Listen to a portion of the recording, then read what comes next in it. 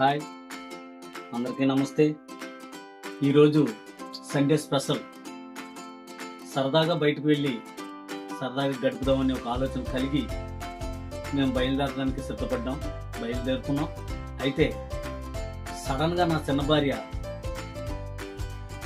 మీకేనా సెలవు, ఆదివారం మాకు సెలవు ఉండదా, ఇంక నిత్యం మీతో మేము అలా పనిచేస్తూనే ఉండాలా అని నన్ను ఒక క్వశ్చన్ వేసింది.